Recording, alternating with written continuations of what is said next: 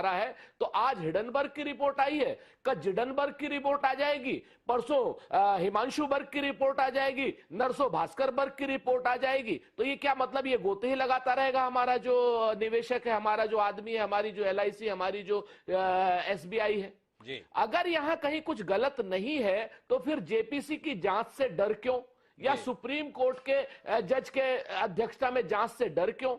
और अगर कुछ गलत है तो अब तक ये बचे हुए क्यों हैं? हम आपसे 3-4 चीजें कह रहे जी।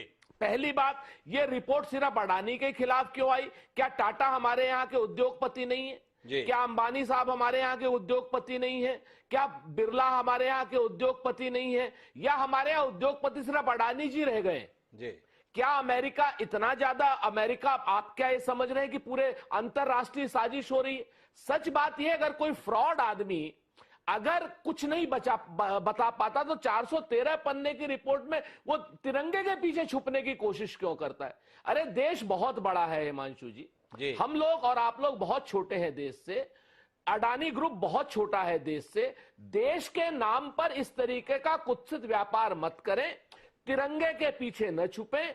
अगर आपके खिलाफ कोई आरोप लगे हैं और वो आरोप गलत हैं तो आप खुद आगे, अडानी आगे आए, उसके खिलाफ FIR कराए। हिडनबर्ग के खिलाफ क्यों नहीं करा रहा है हिडनबर्ग के खिलाफ आरोप? क्योंकि आपकी तो 7 लाख करोड़ की पूंजी खा गया वो हिडनबर्ग, और हमारे देश की साख को बट्टा लगा रहा है वो हिडनबर्ग, और टाटा के खिलाफ कर नहीं रहा, बिरला के खिलाफ कर नहीं रहा, अडानी क्या नाम, अंबानी साहब के खिलाफ कर नहीं रहा। दिक्कत ये है ना सुरेंद्र राजपूत जी, दुनिया का तीसरा सबसे धनी आदमी ना तो टाटा बने ना बिरला बने गौतम अडानी। दुनिया को इतनी आसानी से कैसे बर्दाश्त हो जाएगा कि जो देश 200 साल से गुलामी में रहा हो, वहां का एक व्यक्ति दुनिया का सबसे धनी आदमी बनने जा रहा है? क्या आपको नहीं लगता? पर बहरहाल आपने मुद्दा बड़ा जायज उठाया। आपका मुद्दा यह है कि अगर कुछ गलत नहीं है तो जांच से गुरेज क्यों है, जांच से ऐतराज क्यों है, सरकार को जांच करने से सरकार बच क्यों रही है? इसके उत्तर के लिए मुझे जाना तो पड़ेगा सुखप्रीत सिंह मल्होत्रा जी के पास, जो भाजपा के प्रवक्ता हैं, लेकिन उससे पहले गौतम अडानी की शख्सियत को समझने के लिए मैं RN भास्कर साहब के पास जाना चाहता हूं। उनसे समझना चाहता हूं कि आपने जिस शख्स पर इतनी बड़ी किताब लिखी, क्या आपने महसूस किया एक जालसा किस्म के व्यक्ति के द्वारा एक मामला बनाया गया है?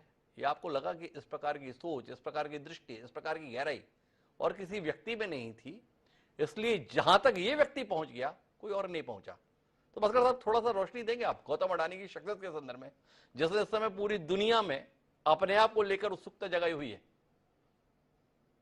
जब मैंने किताब लिखा था उस समय हाइडेनबर्ग नहीं था जी।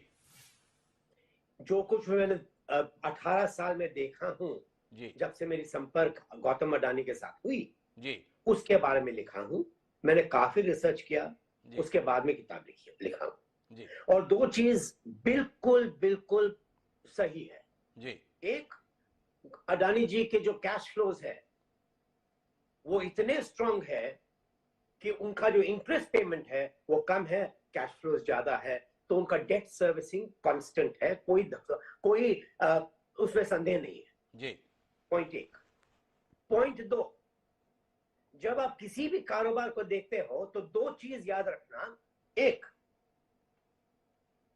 हर एक चीज जो है देश में वो बाहर से हम इंपोर्ट कर सकते हैं जी। आप कॉपर इंपोर्ट कर सकते हो, आप स्टील इंपोर्ट कर सकते हो, आप जो कुछ भी चाहिए इंपोर्ट कर सकते हो, आप खाना और तेल भी इंपोर्ट कर सकते हो जी। सिंगापुर में सिंगापुर में खाना नहीं बनता है, खेती नहीं है, पर फिर भी वो काफी मजबूत नेशन है जी।